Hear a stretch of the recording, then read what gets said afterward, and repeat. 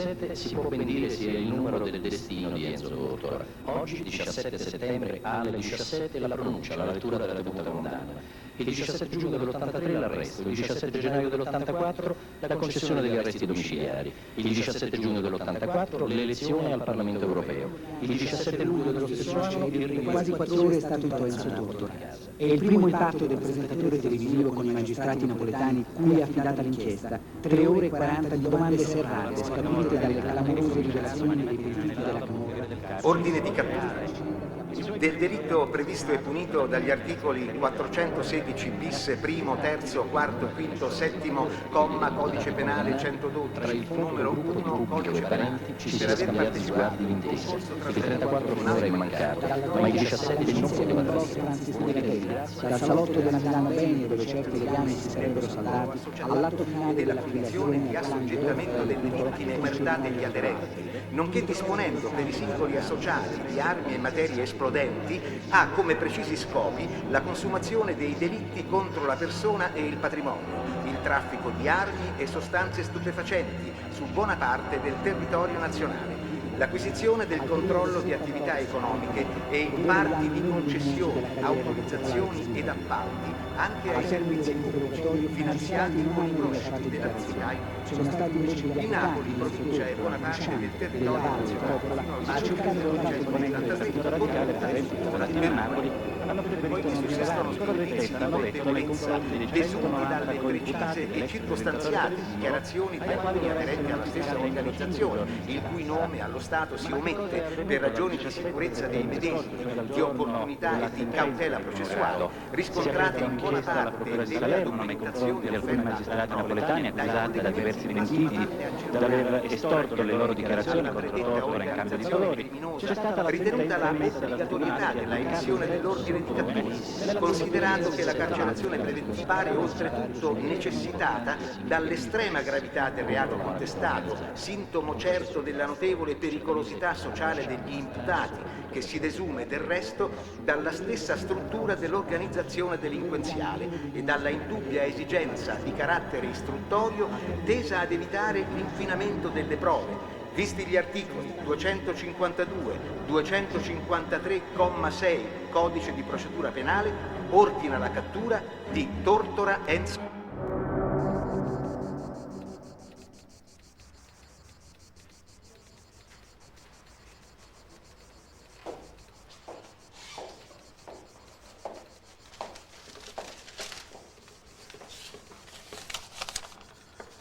Volesse una copia di questo documento.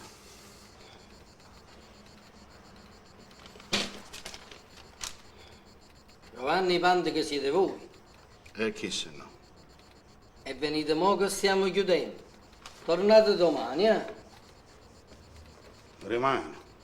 E domani, sentite, se ve lo potevo fare adesso, ve lo facevo adesso.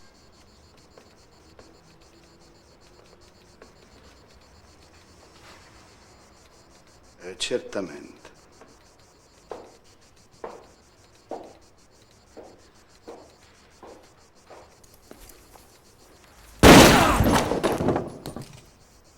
Signor Sindaco! Ma che è successo? Che è successo?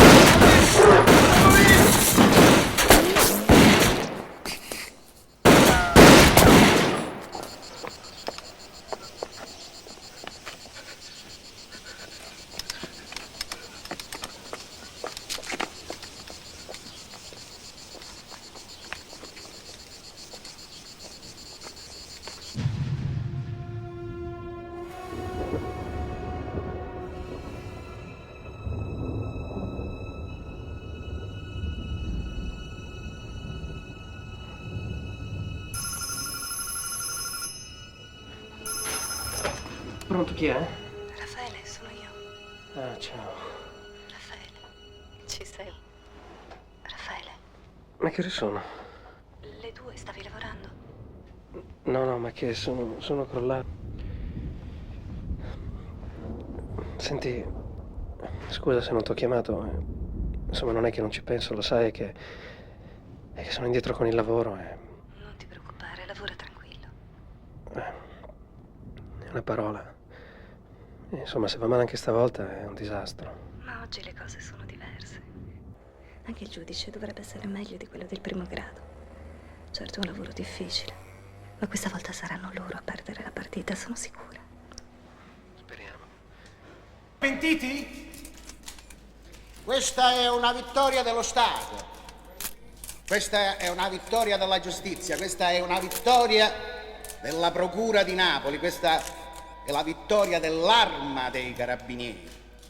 Questa è la vittoria degli onesti e ben pensanti cittadini. Mandico, 10 anni a Tortora, non le sembrano troppi? A questa domanda io non rispondo. Arrestate per associazione camorristica. Sì, ma... Andiamo, ciao. Va bene.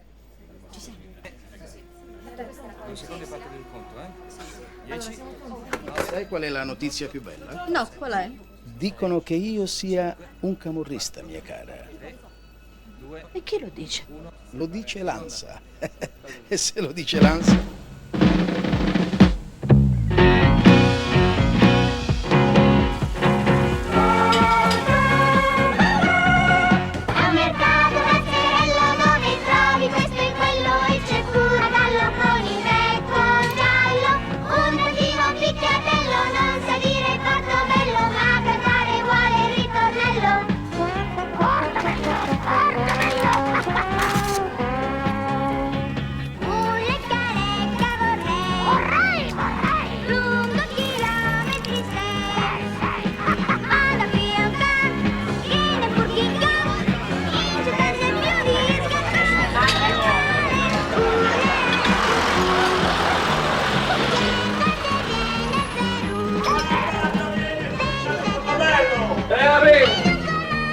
Oh, dalla procura, per il capitano, è riservato.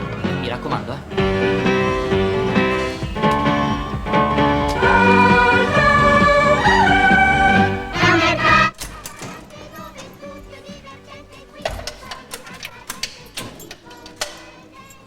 Buonanotte, ragioniere.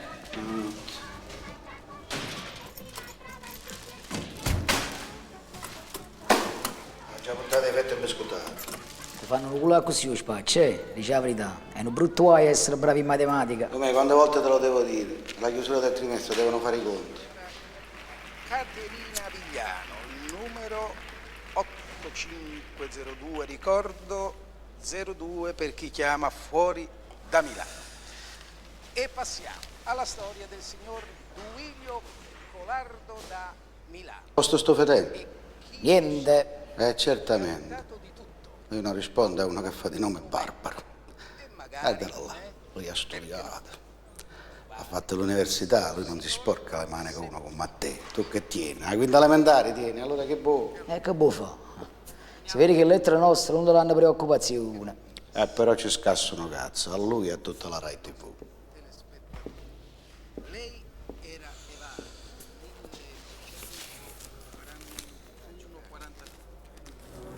Sei centrini stavolta. Ti deve dare la moneta.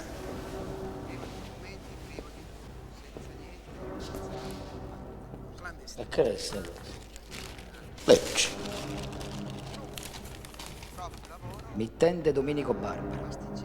Ma son chi? Casa circondariale Porta Azzurra, Isola d'Elba, Livorno.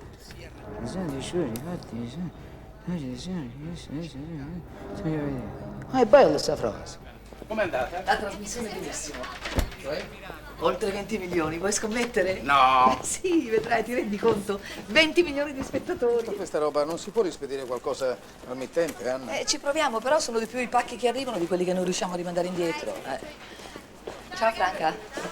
Ah, a proposito, ha riscritto quel detenuto di Porto Azzurro, sai quello dei centrini? Non saltano mica fuori i centrini, non si trovano. No. E lui ha riscritto per dire che, siccome non li abbiamo fatti vedere in trasmissione, due sono. O glieli rimandiamo o glieli paghiamo. Vabbè, Anna, c'è un ufficio legale, se ne occupa l'ufficio legale. Che tipo, che storia, guarda.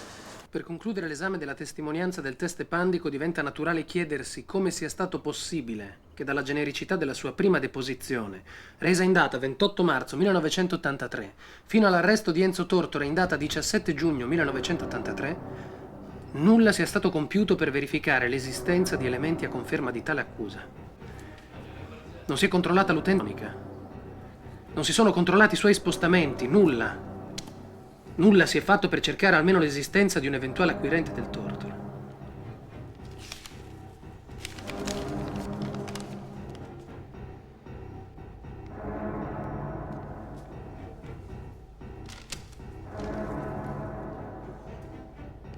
Che c'è scritto dopo imperatrice, al numero 60, non leggo bene. C'è scritto Tortora? Tortora chi? Intende Tortora Pandico, mi capisce? Vuole che non sappia che l'ha già scritto. Tortora, chi la dovrà pagare e chi se no?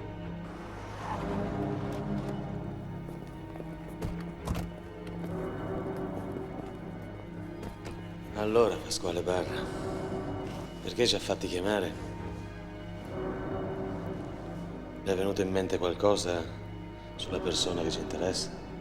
Sì, dottore, in effetti Enzo Tortora mi aveva scordato. Ma io su poco conti di Tortora ne so di più di Pandico.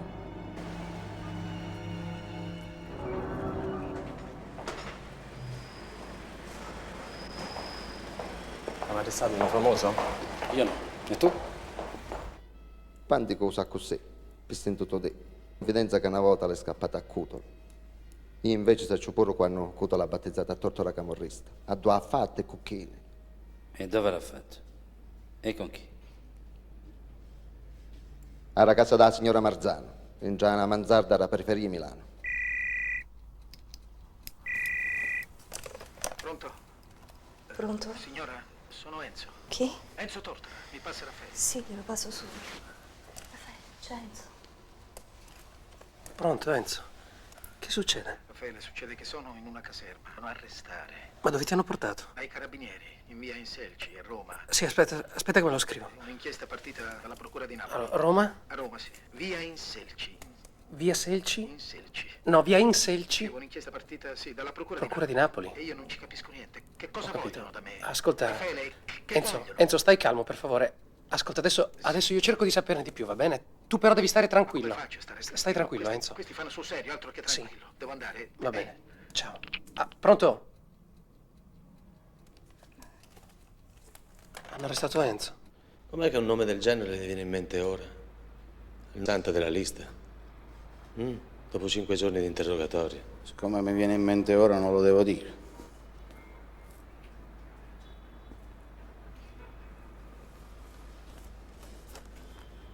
Dottor che già fa, me lo dica lei. Vuole sapere quello che mi è venuto in mente? No, ma sono pazzi. Devo trovare un collega a Napoli che vada subito in procura. Ma non sarà uno scherzo, vero? No. Chiamava dalla caserma dei carabinieri. Come si chiama quello? De Marsico, ecco. Sì. Su Napoli, avvocato Coppola. Senta, lei intende Nadia Marzano, quella signora che le ha scritto tutte quelle lettere in carcere? Già sì, già. Ma che vi credete, dottore? Che perché una femmina non conta niente. Era già che portava la droga per conto di Cutolo a cura della smercia sta a Milano. Io le voglio ricordare che lei non ha semplicemente ammazzato Turatello, socio di Cutolo. Gli ha divorato il fegato.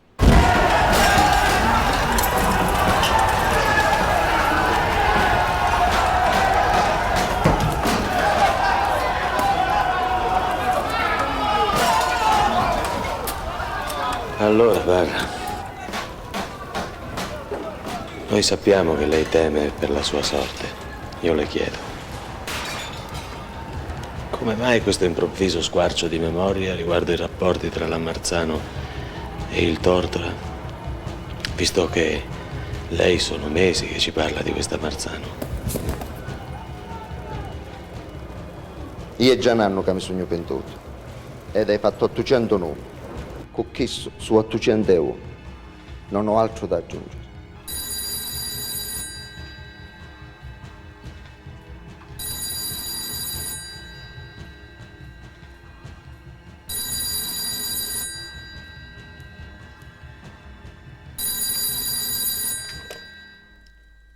Pronto? Pronto? Mi scusi, è l'avvocato Coppola? Antonio Coppola? Sì, sono io. Ma è successo qualcosa a mio figlio? Insomma, lei se la sentirebbe di difendere con me Enzo Tortora? Tortora il presentatore, quello del pappagallo? Guardi, Enzo è un caro amico di famiglia, ecco, parlano di camorra, ma non si sa niente, Insomma, io le assicuro che non c'entra nulla, lo conosco bene, è contro ogni suo principio. Per favore, avvocato, ho bisogno di lei. Lei lo conosceva personalmente, signor Tortora? No.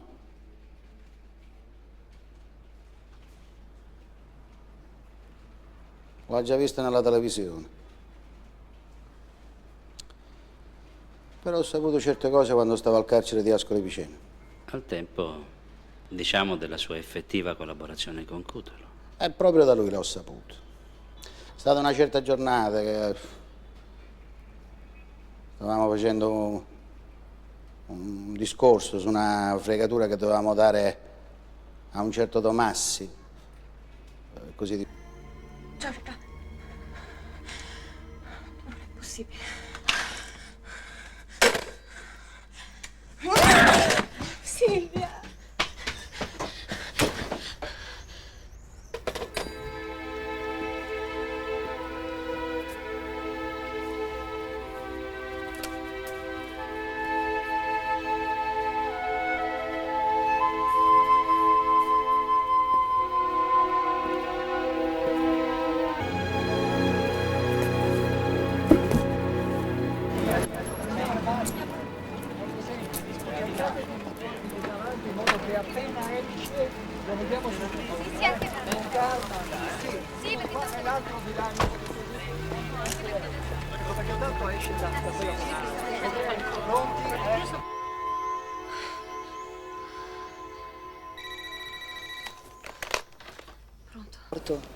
Sto cercando di prendere il primo aereo che parte per Milano perché ho un appuntamento con la vocale. È un amico di papà. Come vedi non stiamo perdendo tempo. Sì, volevo che tu lo sapessi. Sì. Stai tranquilla, Silvia, eh? Va bene. A presto.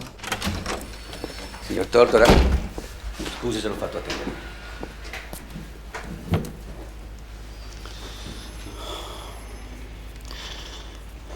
Maresciallo, cosa sta succedendo? Niente di particolare, sono semplici formalità da sbrigare. E poi dobbiamo tradurre a Regina Coeli. A Regina Coeli? Mhm. E di che cosa sono accusato precisamente? Ma come? Non ha letto l'ordine di cattura? Viene accusato di appartenere a un'associazione di stampo camorristico denominata NCO, ovvero Nuova Camorra Organizzata. Maresciallo, questo lo so, ma chi è che dice queste bestialità, io vorrei sapere. Quei giudici di Napoli lo sanno, dottore. Deve avere pazienza fino all'interrogatorio. Adesso, se vuole seguirmi, per favore.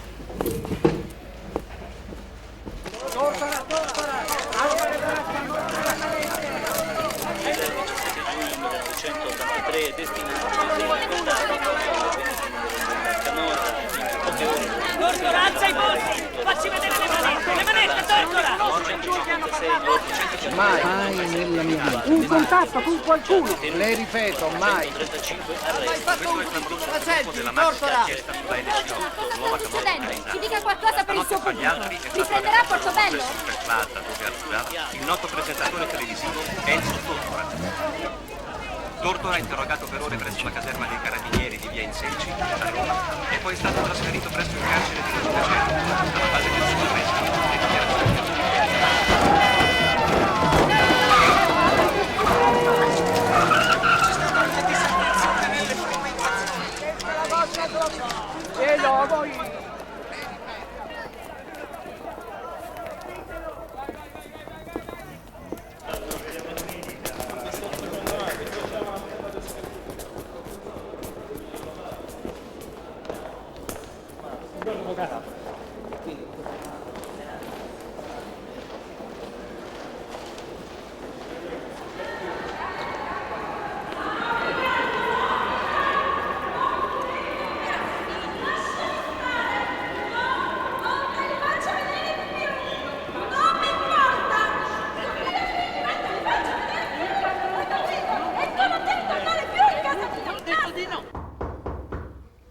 Sì?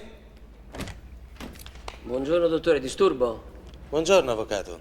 Prego, prego, si accomodi. Ne faccia 3 copie. Io, in merito alla questione, volevamo sapere se è stato già fissato l'interrogatorio, la data. Sì. Il 23 giugno alle ore 10:30, presso il carcere di Regina Coeli, a Roma. Il 23 giugno.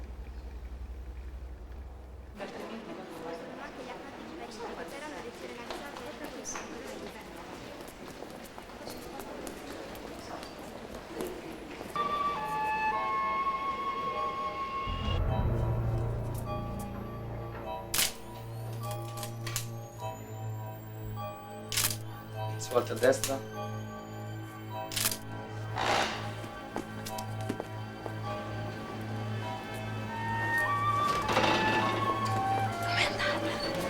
Dai, bravo! Sono stati buoni, sembrava quasi che avessero fretta. Certo. Insomma, quindi secondo lei, insomma, potrebbe anche essere vero che... Non lo so, davvero, avvocato. Posso dire qual è stata la prima cosa che ho pensato quando ho visto al TG che lo portavano via? È strano, ma ho pensato... Posso essere sincero, avvocato? Certo. Insomma, parlava troppo bene. Venga, signor Totto. Beato. Bastardi! Chiamatemi il giudice! E tu scelte moto! Invece di rompere la minchia, cinzia o! Ma mio,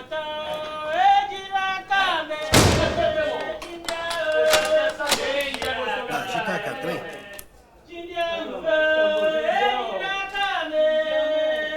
Sta dove c'è?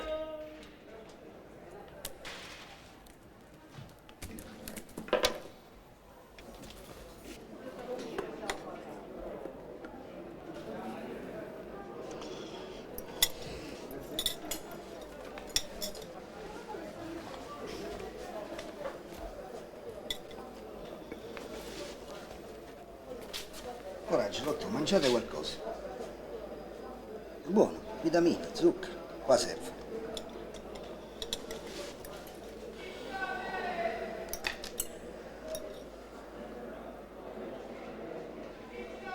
Non è buono? Volete qualche cos'altro? E che no?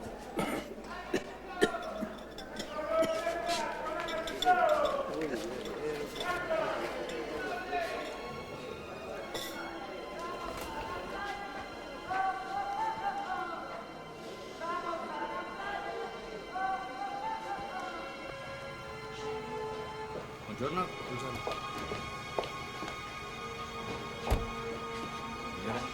Buongiorno. Buongiorno. Mi scusi, sto cercando l'avvocato Antonio Coppola.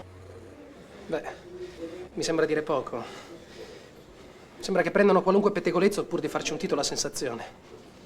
Sai cosa ho letto stamattina? Termini come secondo un documento apocrifo, gira insistente un'altra voce, secondo indiscrezioni rilevate nei corridoi di Castel Capuano, come se ormai Castel Capuano avesse muri di vetro. Non esiste neanche più il segreto istruttorio ormai. Purtroppo lo so, il segreto istruttorio. Sì, mi scusi. Ho freddo. Ti sembrerà strano con questo capo. Allora, voglio farle solo 4 domande. Primo, lei conosce il signor Domenico Barbaro? No. No, non lo conosco. Ho intrattenuto però con il signor Barbaro. Non ho mai conosciuto questo signor Guarnieri. Sembra avesse spedito la lettera. Voglio dire, sicuramente sarei stato colpito dall'insieme di tutte queste farneticazioni e poi nel mio stato mi avrebbe colpito in particolar modo l'ultima frase, questa qui. Dio unico. Unico Dio. Unico Dio.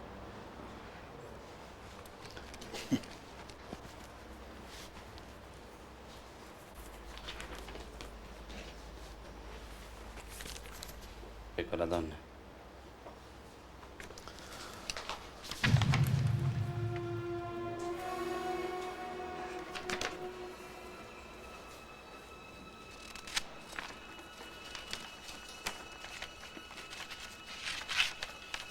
Mi pare un po' sbiadita come foto, no?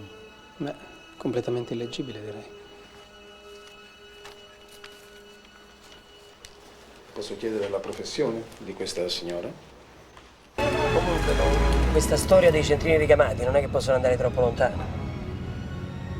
Del resto è l'unico legame comprovato con il barbaro. Lei che ne dice, avvocato? Strano, stavo pensando al mio professore di filosofia del diritto, il professor Astolfi, che una volta ci fece un esempio che mi terrorizzò. Lo chiamava il sillogismo della torre di Pisa. E più o meno diceva così. Caio ha accusato Tizio di aver ucciso Sempronio sotto la torre di Pisa. La torre di Pisa, e quindi è vero che Tizio ha ucciso Sempronio. Diciamo che più che nel campo della filosofia del diritto mi sembra che siamo nel campo dell'iperbole belle e buone.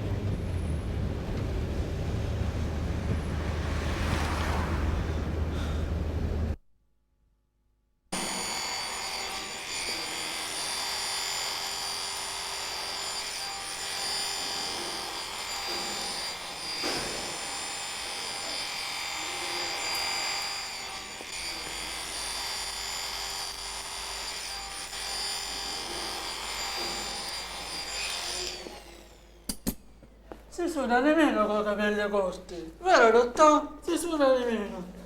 Tanto le femmine qui non ci stanno. Vero dottore?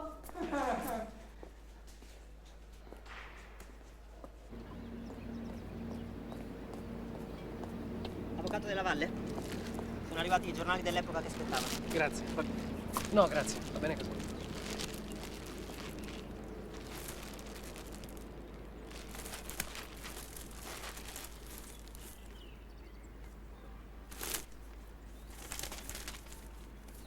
Allora, Salvatore Sanfilippo? Un giorno, mentre ero nel carcere di Portazzurro e si guardava la trasmissione di Enzo Tortora, il Turatello mi dice: "Lo vedi quello lì?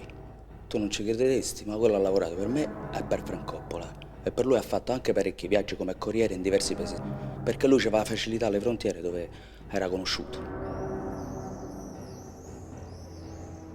Vi scrivo dal Kotai, dal deserto dei Tartari, dal paese delle meraviglie. Da quel deposito di merda che è dal 17 giugno il mio domicilio legale. Ne ho vissute tante, ma di certo questa è la vicenda più mirabolante. Se non vi ho scritto prima è perché ho dovuto abituare il mio io più profondo a questa realtà. E non è facile. Ho sentito perfino battere l'ala della demenza al mio cervello. Come dire, immaginate, ecco, di essere presi alla gola. Così, all'improvviso, rientrando a casa, e non da briganti, ma da uomini che fino a ieri consideravi rispettabili. L'essenza stessa, direi, del rispetto. E da questi uomini ammanettato, esposto alla gogna, misurato antropometricamente, fotografato, spalmato di nero sui polpastrelli, privato di tutto e gettato in una cella. Io ho molti difetti, ma ho una memoria di elefante. Fu proprio il Giappone che disse che tutto li spacciava, in particolare cocaina, su tutti i milanesi e anche su Bergamo, per l'organizzazione. È sicuro? Ci pensi bene? E proprio ricordo precisamente che su uno di queste agendine comparve proprio il numero di Tortora. E fu anche questo numero che fu scambiato tra di noi. Lei in definitiva vuole sapere che cosa ci faceva il nome di Enzo Tortora con 2 numeri telefonici dentro l'agenda di Bucca, presto detto. Allora potrebbero essere 2 numeri telefonici precisi, corrispondenti quindi a utenze telefoniche attraverso le quali si poteva raggiungere facilmente lo stesso Tortora. Oppure, potrebbero essere in codice, secondo modalità molto complesse in uso nell'organizzazione, questo almeno fino al gennaio scorso, fino all'82, e quindi corrispondere a effettive utenze telefoniche. Quindi, con riferimento al numero 44 21 68, i seguenti numeri: 86 12 44, 58 006 70 45 106. Oppure Riferimento al secondo numero, 32 50 95, i seguenti numeri, 59 50 23 70 26 28 45 35 28. Che ne dice? Vede, signor Margutti, lei mi sconcerta. Ma se lei non mi fa incontrare qualcuno che possa testimoniare, che so, anche una valletta di Antenna 3, io non credo che possa assolutamente pubblicare qualcosa. Si rende conto? Da quando è scoppiato il Torah, abbiamo le scrivanie piene di, diciamo, racconti, illazioni, denunce. Non credo che possa fare niente. Arrivederci.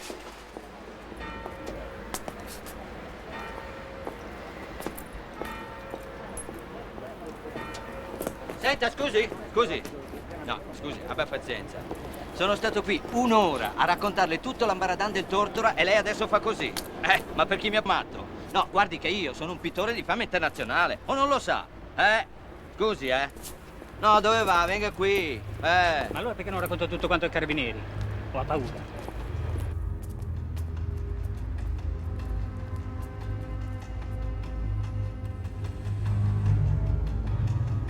Buongiorno, signor Margutti. Buongiorno. Mi vuole raccontare bene questa storia delle mutandine di sua moglie?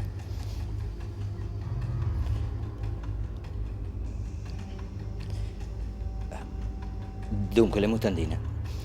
Deve sapere che quel giorno lì, no? Ad Antenna 3. Scriva. Mi spiego, quel giorno lì, ad Antenna 3, c'era un casino di gente, no? E noi eravamo seduti al bar. Aspetta, il tempo non passa mai, no? Allora c'era un corridoio, abbiamo imboccato quel corridoio. Sa che ci sono sempre questi corridoi in questi studi. Abbiamo detto, imbocchiamo questo corridoio. E siamo andati a fare, diciamo così, una passeggiata, no? Ma non spingere che è peggio, dai. Ma ancora, sicuro che non riesci a tenerle? Se ti dico che le perdo, le perdo. Ma dai, andiamo.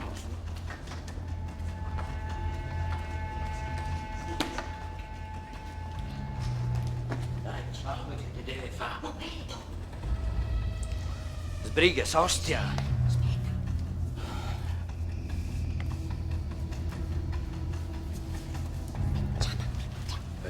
Rosalba.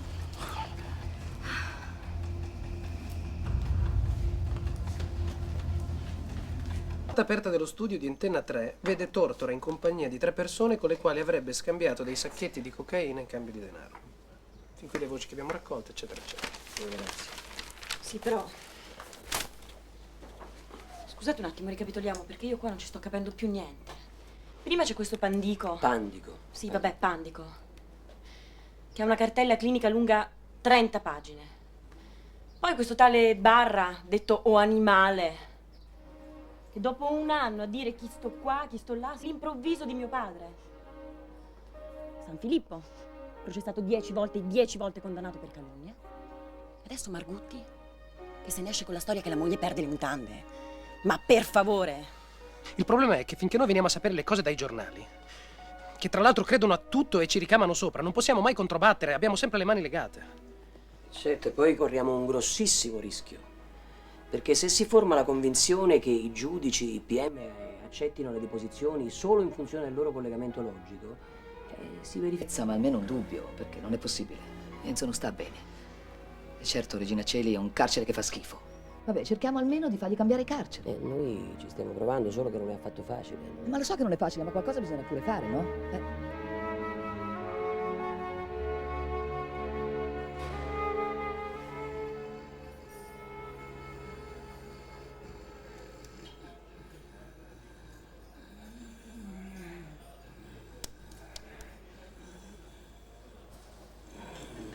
Con il niente che ho fatto e la necessità di incastrarmi comunque. Io non so ora come ne uscirò, come vorranno loro. Forse vorranno che baci loro le mani ringraziandoli se mi mollano con il dubbio, ma sbagliano. Mi batterò fino a consumarmi per ribaltare su di loro questa infamia indicibile. Meglio che a papà sia stato risparmiato di assistere a questo scempio. Il suo cuore non avrebbe retto. No, li ho tagliati io, avevo paura dei pidocchi. Dei pidocchi.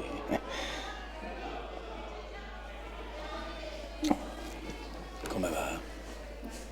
Va. Così.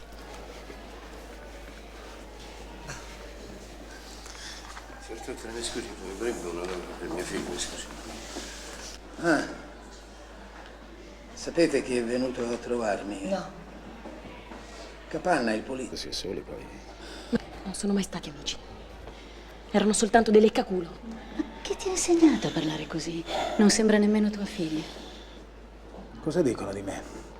Che sono Dr. Jekyll e Mr. Hyde. Chi sono io, Silvia?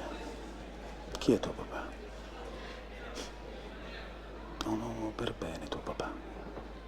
Un uomo per bene.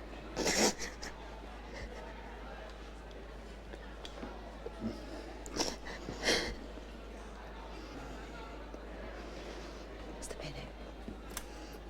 Sta bene, sta bene. Sai che domenica per andare in chiesa ha voluto cambiare il suo bastoncino con quello vecchio e nodoso del papà. Enzo, e sai che cosa mi ha risposto quando gli ho chiesto perché questo cambio? Ha detto, così, se qualche giornalista vuol fare il cretino, questo glielo do in testa ed è anche più pesante. Se per questo qui avremo bisogno... Era meglio... E belle fascia, e belle gol, Ha detto mi piace? È quella che cantava papà vostra, eh? Chi ve l'ha detto? È che voi ne hanno parlato un po', allora...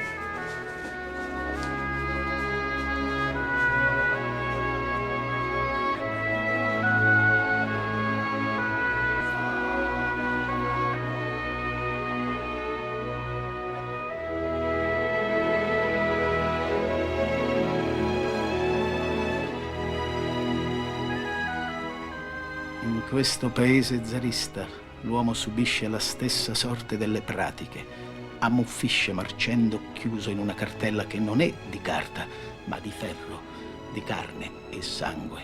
Io vorrei che un giudice, morente o ferito, si recasse in ospedale e si senta al primario. Caro, i tempi della sanità sono lunghi, e fosse invitato a ripassare fra 6 mesi o 10 anni per le cure. A me questo parallelo tra sanità e giustizia mi ossessiona. Dovrebbero essere entrambe chiare, sollecite, puntuali, oneste. E sono invece entrambi lupanari analoghi e orrendamente italiani. Ciao Enzo. Ciao. Ti presento l'avvocato Alberto Dall'Ora, che nonostante in cura ha deciso di essere dei nostri. Io le sono molto grato. Io rinnovo la mia protesta di piena innocenza. Io le chiedo di rendere conto di 2 cose di assoluta rilevanza probatoria. La prima, la signora Rosalba Castellini ha dichiarato di averla vista spacciare cocaina negli studi di Antenna 3 a Milano. Mi scusi, signor giudice, ma questa è un'accusa molto grave. Ci vogliono delle rilevanze oggettive per fare un'affermazione di questo tipo. Avvocato, mi lasci continuare. La seconda, il suo nominativo e relativi numeri telefonici sono stati trovati in un'agendina in possesso di Puca Giuseppe, affiliato alla nuova camorra organizzata, noto anche come Giappone. Sarebbe stato peggio se il numero di questo Giappone l'avesse trovato nell'agenda di Tortora. Guardi, signor giudice, il nostro cliente non conosce né ha mai incontrato la signora Castellini. Allora, punto primo, io non ho mai conosciuto, io non ho mai incontrato negli studi di Antenna 3 la signora, mi scusi, come ha detto che si chiama? Si chiama Castellini. Castellini. Punto secondo, se è vero, come lei dice, che i miei numeri ci sono stati trovati nell'agenda di un soggetto di così rilevante pericolosità sociale, signor giudice, io trovo grave, molto grave, che gli inquirenti non mi abbiano mai avvertito del potenziale pericolo che correvo. Capisco.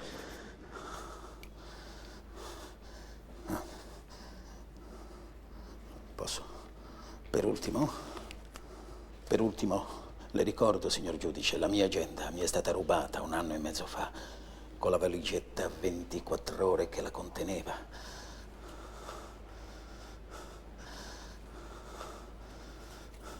Se questo fatto le sembra di poca rilevanza,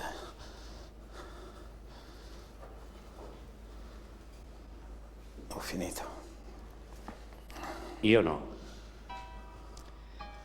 Dunque, ha mai conosciuto un certo San Filippo Salvatore? Serio e attento lavoro investigativo.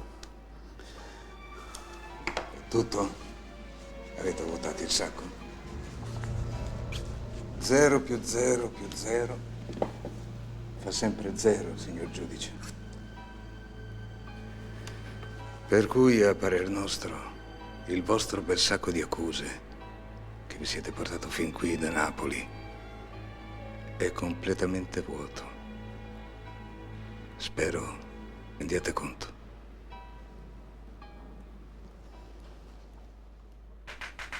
Avvocato della Valle.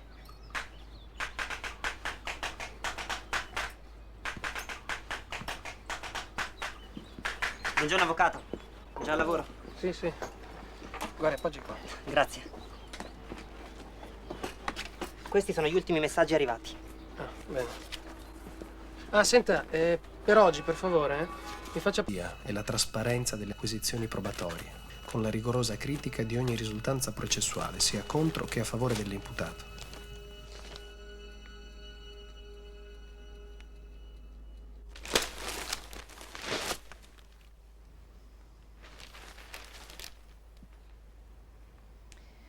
Niente. Hanno deciso che deve essere un mostro a tutti i costi. Dicono persino che Enzo possederebbe uno yacht pagato con i soldi della camorra e guarda cosa hanno il coraggio di scrivere. Dietro una faccia che invoca si nasconde un cuore di pietra. Una sporcizia impensabile. Giampaolo, io mi viene da vomitare. Ma da chi è firmato? Non lo so, da un certo Adriano o qualche cosa. Ma chi gliel'ha dette tutte queste stronzate? Che vuoi che gliel'abbia detto? Un giudice, no? Un giudice? E quale dei tre? Non lo so, lui non lo dice, dice solo un inquirente. Anna, è solo una squallida speculazione. Vedrai che tra qualche giorno anche questo sistemerà. Tortora! Respira! Presto! Stamparella, arriva! Stamparella!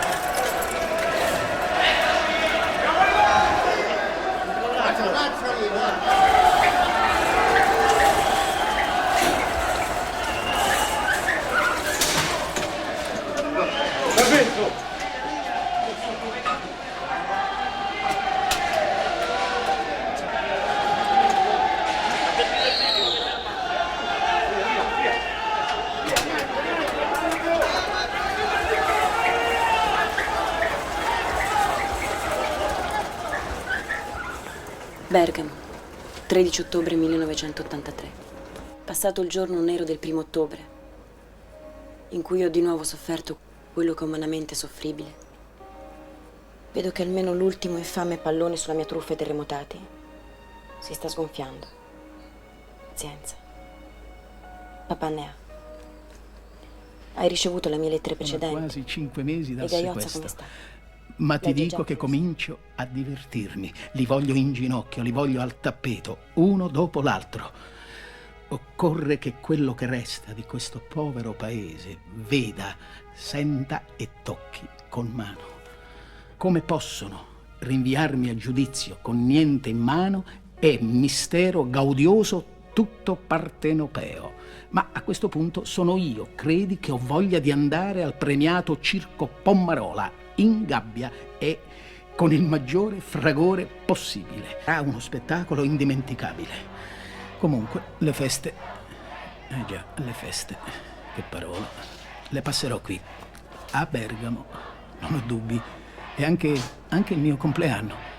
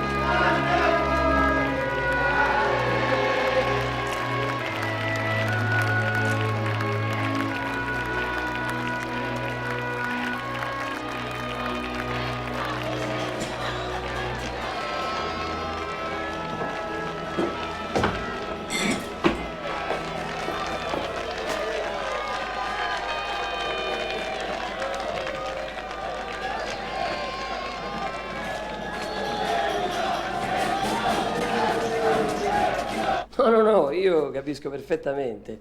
Ma vede, dottore, il responso dei 3 medici di Pavia che hanno visitato il Tortora parla molto chiaro. Il nostro assistito o va in clinica o va a casa, agli arresti domiciliari. Certo, le condizioni del Tortora non sono le migliori, però io credo che la terapia farmacologica fornita dal carcere di Bergamo non sia molto diversa da quella di qualsiasi altro ospedale. Lei non lo crede, avvocato? Ma mi scusi, qui si parla di enfisema polmonare, notevole ipertensione arteriosa, coronarosclerosi, sclerosi aortica di grado spiccato, spondiloartrosi, artrosi sacroiliaca, sintomatologia ansiosa. Senta, avvocato, sappiamo tutti che nessuno stato ansioso può essere curato con il regime degli arresti domiciliari, perché è sindrome tipica del detenuto. Ma mi perdoni, signor giudice, mi scusi, ma uno in Italia per uscire da che cosa deve far venire? Da morire? Ma che dici, avvocato? Al di là di tutto si ricordi che il suo cliente, oltre che malato, è anche persona socialmente pericolosa, altrimenti non starebbe dentro. Andiamo, signor giudice, ma come socialmente pericolosa? Signor giudice. Ho una faccia da criminale io, Anna. Dimmi se io devo stare qui come Pantico, come Pasquale Barra o Animale. Non mi parlare così. Enzo, non mi devi parlare così, mi fai paura, hai capito? Dai. Coraggio, su, eh? Pensa come sarà bello fra poco quando potrai finalmente girare la maniglia e uscire da qua e tornare a casa da tutti noi. Anna, non ci sono maniglie qua nel carcere. Ah, sai cosa ho sognato l'altra notte? Io stavo con i miei compagni. Stavo con i miei compagni di cella, ho sognato l'altra notte, dicevo. Tutti assieme stavamo. Abbiamo fatto una rapina. Una rapina? Sì. Mi sono comportato anche abbastanza bene. Pure. Sì. Devo fare altri esami clinici. Ho telefonato a Coppola per avvisarlo.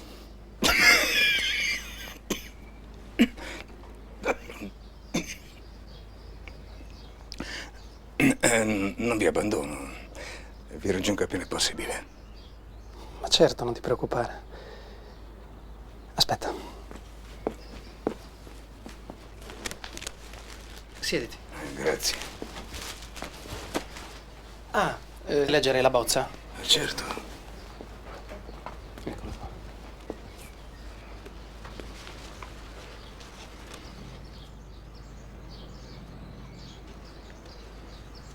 Comincia bene. Normalmente per difendere un colpevole non ci vuole molto. Ma per uno come Tortora siamo noi a dover dimostrare la sua innocenza anziché loro provare la sua colpevolezza. Sì. Dillo anche a Coppola. Sì, certo. Sì.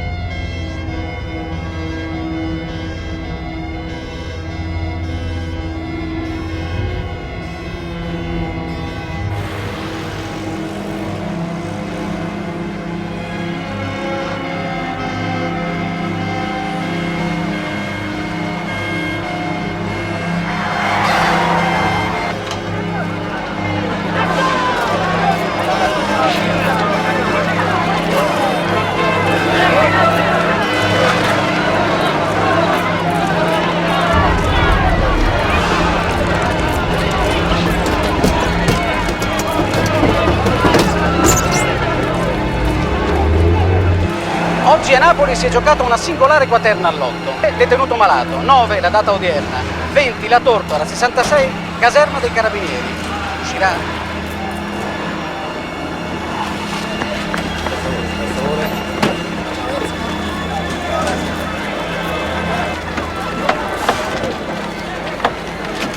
Va bene. Per favore.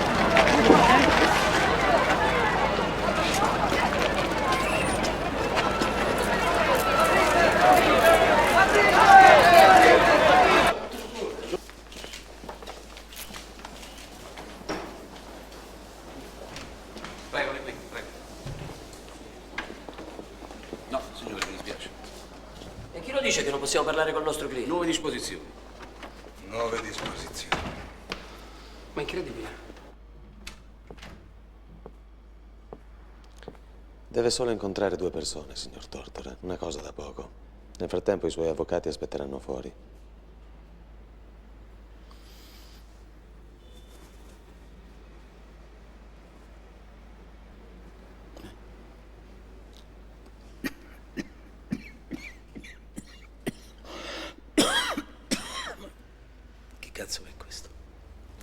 il signor Villa, con il quale una sera d'inizio 76 dovrebbe aver cenato in compagnia del signor Francis Turatello al ristorante Vecchia Milano ubicato in via Beatrice d'Este. Non ricorda. Eppure c'era.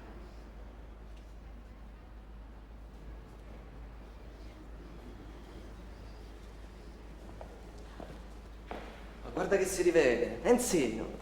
Enzino caro, come stai? Ma che non mi riconosci più? Sono io, Gianni.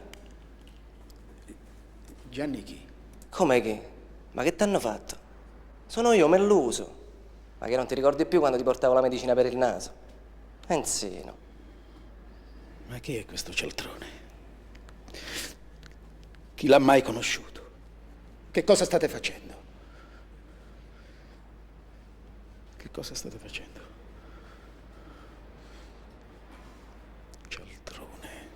Cialtrone a me, Enzino.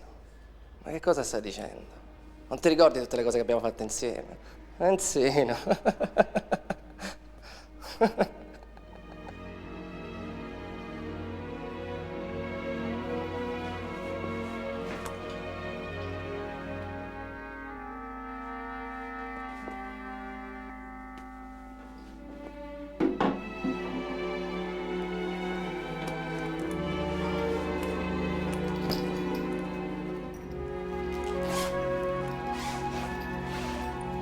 Allora, secondo me, noi sai che cosa dobbiamo fare? Dovremmo cominciare a dividere il processo in due parti. Da un lato l'affiliazione e da un lato l'accusa di sfaccio.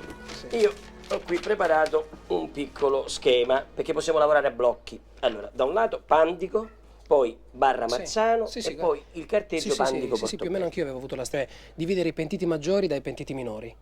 Sì, perché noi dobbiamo innanzitutto attaccare Pandico e cercare di lavorare su questo fatto della sua credibilità. Questo è uno psicopatico riconosciuto come tale. Poi c'è il Melluso, poi la questione Castellini-Margutti e poi questa famosa agendina di Puca. Ma ti va di lavorare, Raffaele? Sì. Sì, scusa, sono un po' stanco. Sai da quanto manco da casa?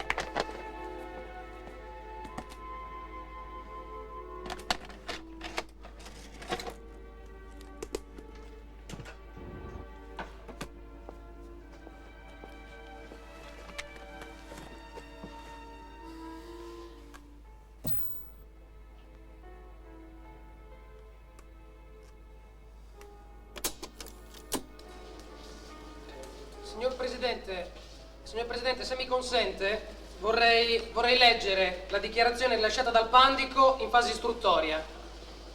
Leggo testualmente.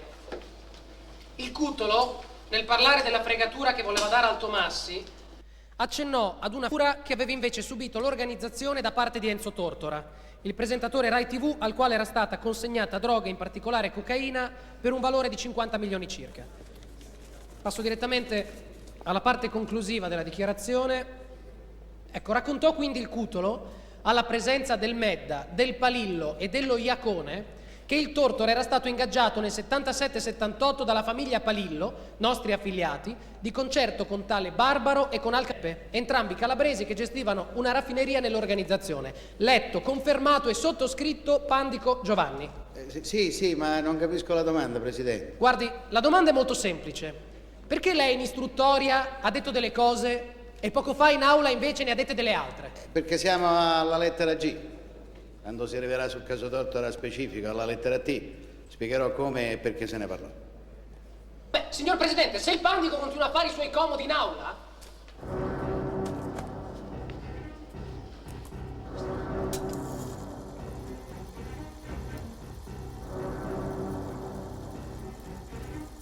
Vorrei innanzitutto, signor Presidente, chiedere al Pandico se il Barbaro di cui parla come persona presente a questa inverosimile affiliazione del Tortora è lo stesso Domenico Barbaro che inviò al signor Tortora quelle lettere relative ai centrini per la trasmissione Portobello. Avvocato, un momento. Avvocato, gli chiediamo innanzitutto se è lui che ha dato Barbaro. Dunque, la faccenda della lettera è andata così. Un giorno mi viene a trovare questo Barbaro, tutto sbattuto, tutto preoccupato, e mi fa: "Uè Giovanni, mi deve fare una cortesia, io ho già scritto tante telegrammi, tante lettere, tante cose, ma non mi ci raccapezzo. Ora finalmente la RAI mi ha scritto e vuole sapere il prezzo di questi centrini." E quindi voi non avete ispirato proprio niente? Ma assolutamente, per amore di Dio, signor Presidente, io manco lavorare questa lettera, ero oberato. Lavoravo all'amministrazione Spaccia e Mensa, dovevo chiudere il trimestre. Ma Is ha cominciato a dire: fammi questa cortesia, fammi questa cortesia. E io l'ho scritta questa lettera, con la macchina dell'amministrazione. Con l'autorità giudiziaria. Anche con la macchina perché mia, questa valesse nei suoi confronti gli opportuni provvedimenti. Ma faccio cazzo. E chi ti ha imparato a scrivere come un avvocato? A me non mi pare niente a nessuno. Copio dai miei documenti personali, tengo un archivio. Voglio far rispettosamente presente al Presidente che il testo della lettera è esattamente corrispondente a un atto di costituzione di parte civile notificata al Pandico in relazione al delitto da lui commesso nel comune di Liveri di Nola. E qui poi lo presenteremo. E quindi la lettera è scritta dal Pandico direttamente. E gli chiedo, si tratta dello stesso Barbaro? Ma quando mai? Ci sta la firma e Barbaro. E di Barbaro è la lettera. Sta nei carte. Ma lo sapete voi, signori, che l'ultima persona che i giudici napoletani volevano coinvolgere in questa vicenda era Enzo Tortora? Sapete voi perché Tortora è coinvolto in questo processo? Perché più si cercavano le prove della sua innocenza e più saltavano fuori della sua colpevolezza. Ma cosa? Ma cosa più si cercavano prove a discarico e più emergevano importanti prove a carico? Quali prove? Quali? Ma non c'è mai il nome, non c'è mai il cognome, ma non c'è neanche il soprannome di Enzo Tortora. C'è, sì c'è, un Portobello. Scritto poi come il nome di una località turistica, Portobello. C'è un numero di telefono. Ma perché? Perché non si è mai indagato se quel numero appartenesse a qualcuno che si chiama Portobello? C'è il numero di Portobello, ma non c'è il suo! Il signor Enzo Tortora è un camorrista! Io sono qua per scansare le presunzioni di innocenza. È il mio mestiere quando ne sono convinto. E ne sono convinto! Signor Presidente, noi abbiamo paura per voi, perché non vorremmo mai che un domani lontano si accendesse nel fondo delle vostre coscienze quel dubbio. Ma forse l'imputato Tortora era innocente.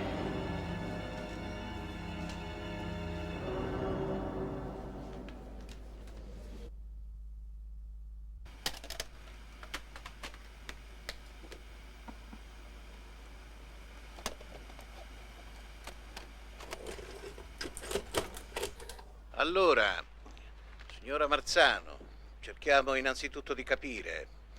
Lei Enzo Tortora lo ha conosciuto nella sua casa di via Massarenti a Milano oppure no? No. Io Tortora la conosco solo attraverso la televisione. Sono falsità che Tortore sia stato affiliato a casa mia. E io posso dimostrare che nel 78 io non ero più... Avevo mio figlio che aveva 9 mesi con la pertosse, No, ero chiedo medesimo. scusa. Non ho finito. La prego, signora Marzano, la prego. Chiedo scusa. Come mai questa circostanza esce fuori solo oggi? Lei ha avuto, se non sbaglio, 4 interrogatori e un confronto. Come mai non l'ha detto prima questo fatto della pertosse? Io me lo sono sempre ricordato, soltanto Ma non l'ha che mai detto ai potevo- giudici? Lei ha scritto dei romanzi lì dentro. Mai detto. Il fatto che io non potevo. E non- allora come ha ricostruito tutte queste date, lei che è così esaurita? Ha tentato 5 volte il suicidio, si dimentica tutto. E adesso invece porta le date precise, i giorni. Tra un po' lei porta pure le ore qua dentro. Presidente, noi vorremmo ora che la Marzano esponesse alla Corte le modalità con le quali si svolse il confronto con il detenuto Gianni Melluso. Risulta già tutto dal verbale, avvocato. Presidente, ma noi lo riteniamo utile. Ma ve l'ho già detto. Ve l'ho già detto. Io a quel bar ho scritto solo delle lettere. Ma questa cosa che dite di Tortora, io davvero non ne so niente.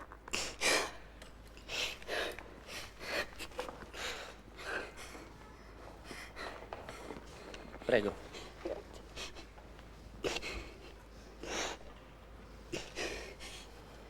Sentite, facciamo una cosa. Lasciatela un poco con me. Vedrete che con me parla.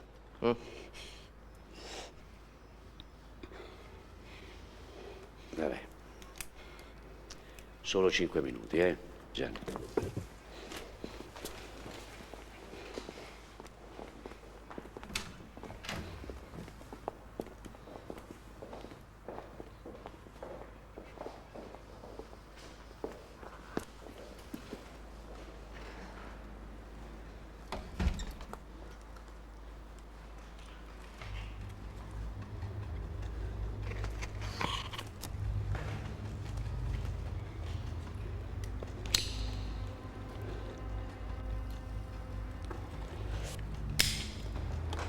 Scusi, ma...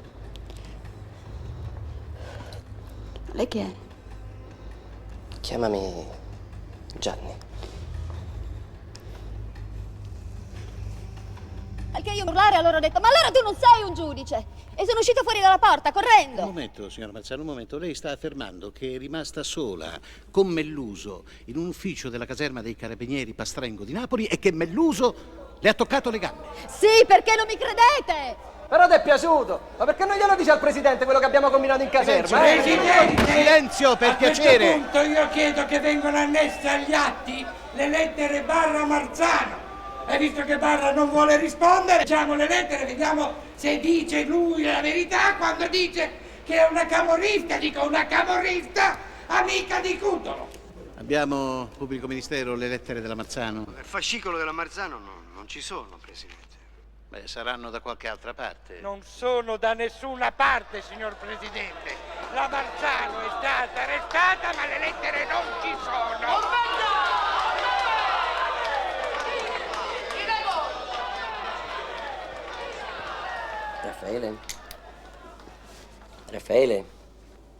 Raffaele. Buondì. Mi sono addormentato. Ma che hai fatto? Ti sei visto la sconfitta alla moviola? Guarda che non fa bene all'umore guardare certe immagini. Vieni, è pronto il caffè.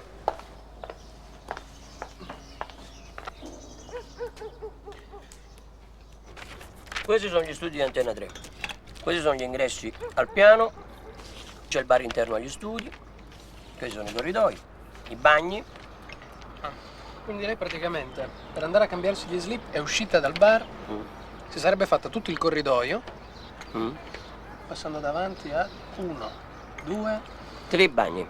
3 bagni, e sarebbe andata fino al magazzino. Una bella passeggiata, no? Cos'è che guardi? Shh.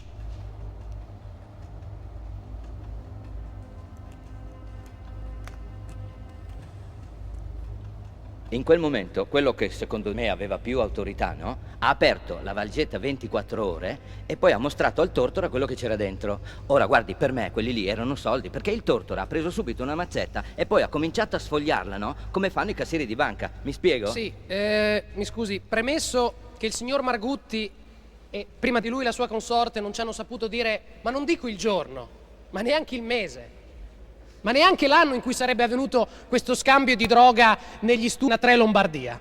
Cosa che mi consenta, già di per sé mi sembra strana, perché voglio dire, non credo che vedere un Enzo Tortora spacciare droga in un ripostiglio sia roba da tutti i giorni. Comunque, signor Margutti, volevo dirle che il problema, purtroppo, è che alla redazione del programma non risultava che lei fosse stato invitato. Tant'è vero che il suo nome non compariva neanche nell'elenco. Voglio dire, non sarà mica andato lì come un venditore ambulante con il suo banchetto a vendere la sua merce, no?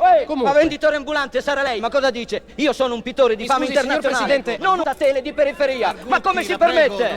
Mi scusi, signor Presidente, Margutti, si controlli! No, mi scusi, signor Presidente, mi scusi, ma voglio dire, davanti a tali, a dir poco fantasiose affermazioni del testimone, le mie osservazioni vengono fuori naturalmente. Voglio dire, non c'è il giorno, non c'è il mese, non c'è l'anno, non c'è neanche un testimone che possa dire sì, ho visto Margutti quel giorno ad Antena 3. Ecco, ora io voglio chiedervi come possa essere stata definita la testimonianza del Margutti, e leggo testualmente, una testimonianza oculare altamente probatoria. Con questo ho concluso. Grazie. Eccolo qua. Melluso, il principe dei pentiti. Adesso gli diamo un'occhiata. Se vuoi c'è anche la cassetta, eh? No, Melluso non me la sento di rivederlo. Preferisco rileggermi gli atti. Melluso ce l'ho proprio stampato nella memoria. Presidente, la data dell'incontro io non è che me la ricordo esattamente con certezza. Dopo vidi anche Luigi Moccia e Tortora. Tortora che aveva con sé una valigetta, una 24 ore. E altre 2 persone che io lì per lì non li riconobbi. Quindi lei vide entrare Luigi Moccia, appartenente anche lui all'organizzazione, il Tortora e altre 2 persone. E ci può dire chi erano queste 2 persone? Eh sì, che poi io lo seppi dai giornali chi erano anni dopo, e cioè erano Calvi, il banchiere e Pazienza. E lei non sa, Melluso, che cosa facessero nello studio dell'avvocato il signor Calvi e il signor Pazienza? Credo che erano lì per parlare con Turatello. Non lo so, soltanto che a un certo punto vidi Tortora che consegnava a Calvi questa valigetta che conteneva delle banconote. Però io non vi so dire esattamente quanti soldi potevano essere, però credo parecchi milioni. E quante volte lei si incontrò con il Tortora per lo scambio della droga?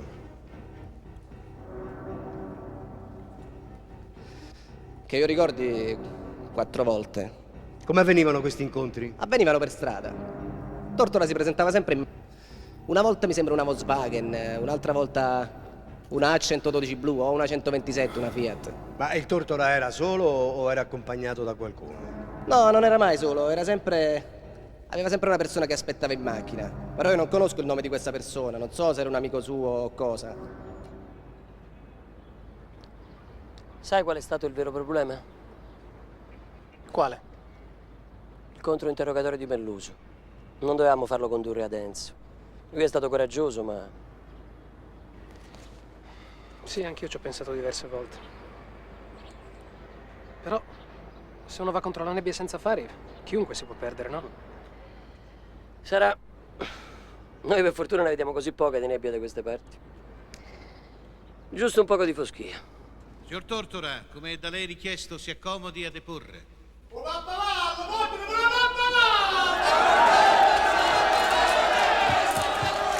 Silenzio per piacere.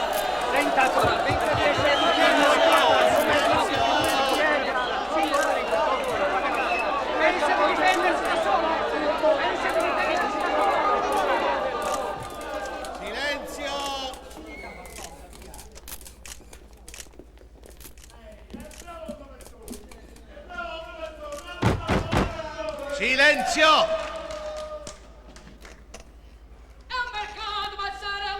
Silenzio! Silenzio per piacere! Silenzio!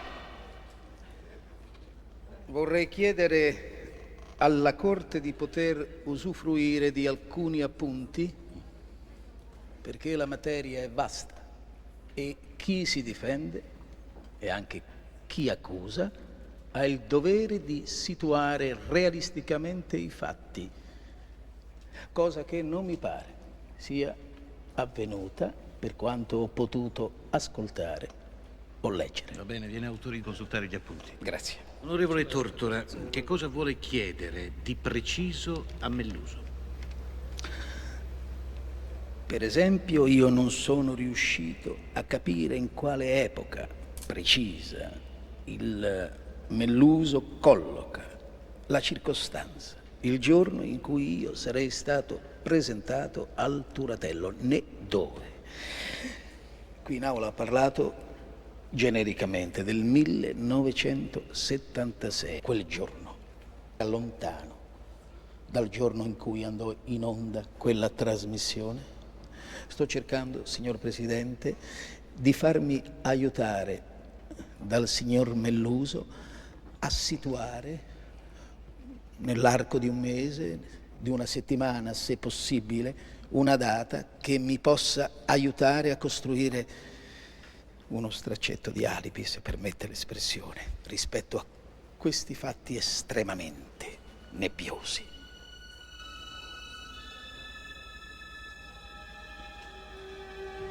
Era estate? Era inverno? Come eravamo vestiti?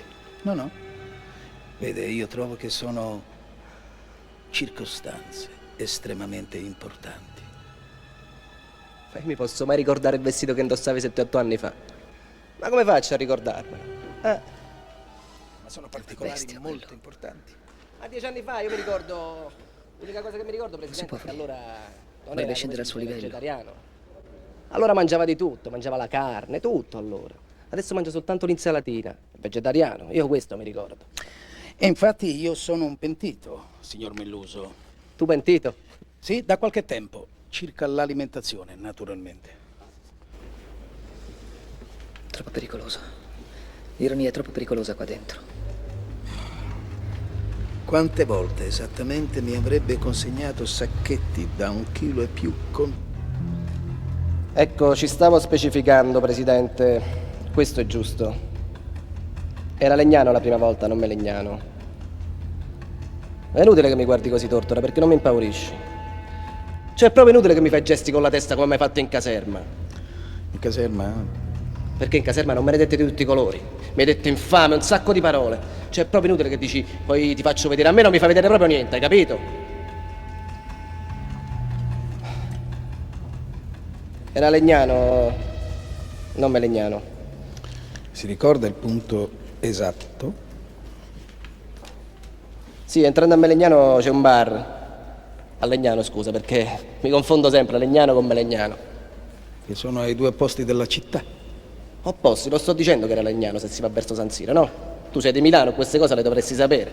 I contatti diretti li prendeva Turatello con te, non io. Io portavo soltanto la roba, mentre tu aspettavi in macchina vicino al bar con un amico tuo.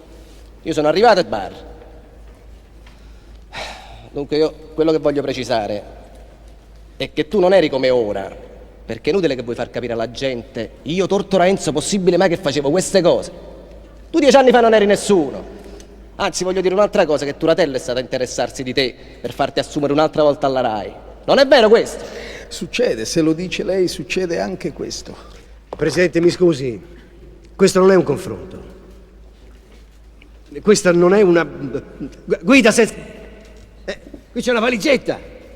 C'è uno scambio di denaro. Io mi rendo conto di quello che tenta, Non c'è dubbio, ma io mi trovo di fronte a un Calvi, a un Turatello, a un Pazienza. Per quanto riguarda tutte queste domande, dovevate farle prima. Questi contrasti dovevate sbrogliarli prima, in sede di interrogatorio. Ora, ripeto, sto andando avanti proprio per dare il massimo spazio, ma più di così, giustamente. Signor Presidente, scusi, noi possiamo chiedere dell'interrogatorio del Melluso. Ma l'interrogatorio è stato già fatto, mio giovane avvocato. Stiamo già al confronto. Ma come è già stato fatto? Il Pandico ha fatto 1000 confronti ed è stato anche reinterrogato. Avvocato, si calmi prima di tutto e parli pacatamente. Pandico è una questione a parte. Sì, perché è un pazzo il Pandico. Un paranoide riconosciuto come tale. Fa i suoi comodi in udienza. Signor Presidente, mi scusi Presidente. No, avvocato. No, i suoi comodi in udienza non li ha mai fatti.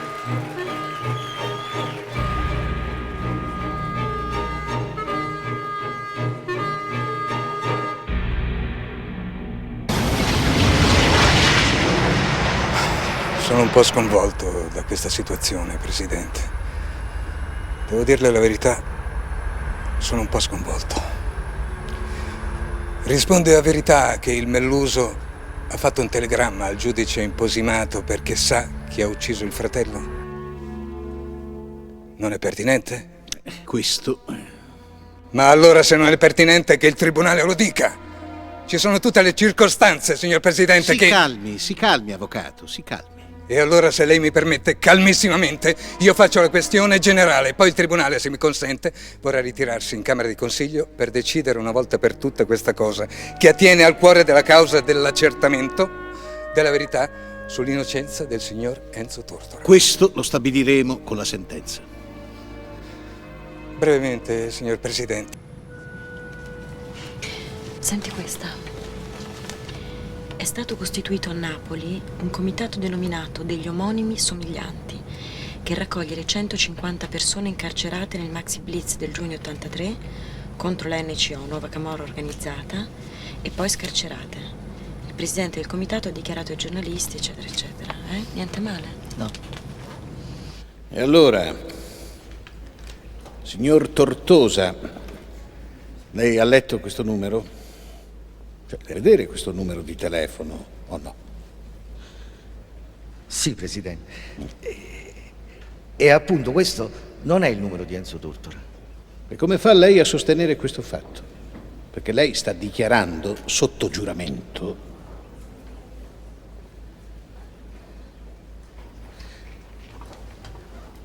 Perché il numero è mio, signor Presidente. Io tengo appunto un negozio di elettrodomestici a Salerno. E questo è proprio il numero della mia azienda. E lei ce lo può dimostrare questo fatto? Cioè ci può fornire un riscontro, che so io, un contratto SIP per esempio? Scusi? Un contratto SIP, altrimenti noi come possiamo crederle?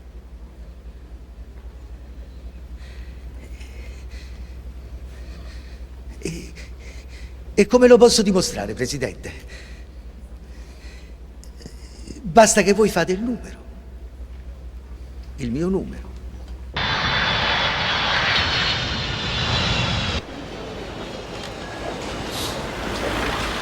Buongiorno. Ciao. Ciao Silvia. La mia borsa? Ciao Alberto. Allora, pronto? Pronti. Dimmi la borsa.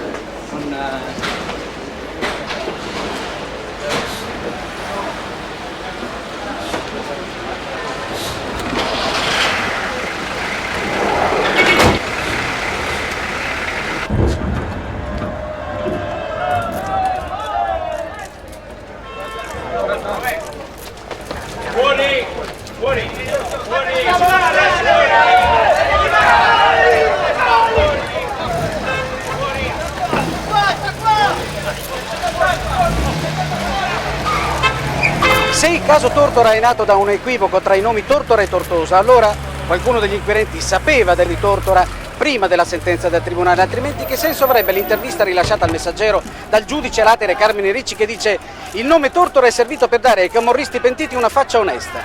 Chi ha voluto cogliere l'occasione l'ha fatta al volo, c'era l'aggancio Tortora-Tortosa. La dichiarazione Tortora! La dichiarazione per la stampa, Tortora! La dichiarazione!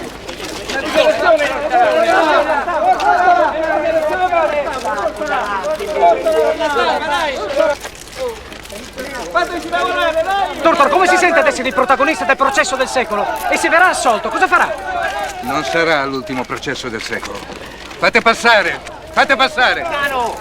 Mio caro amico, mi lasci riposare e godere la mia figliola, mia sorella e anche i miei avvocati. Come stai? Ciao, Enzo. Tu? Nel nome del popolo italiano, la Corte d'Appello di Napoli, letto l'articolo 523 del Codice di Procedura Penale, assolve Cozzolino Aniello, Cozzolino Riccardo, Cozzolino Simone, Pariniello Anna, Moccia Luigi e Tortora Enzo Claudio, dai reati loro rispettivamente ascritti,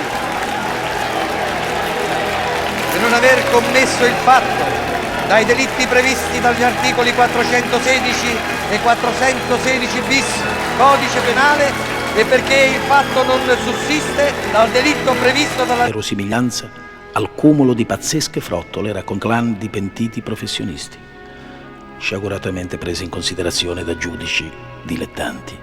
Anche se è molto faticoso, cerchiamo dunque di usare le parole con minore pigrizia. Le parole nel nostro lavoro sono tutto. Il giornalismo è scrittura. E né la velocità del suo farsi, né la brevità dei suoi tempi d'uso ci giustificano quando perdiamo il controllo della scrittura, quando non rispettiamo più il valore e il suono delle parole. Solo difendendole possiamo difendere la dignità del nostro lavoro.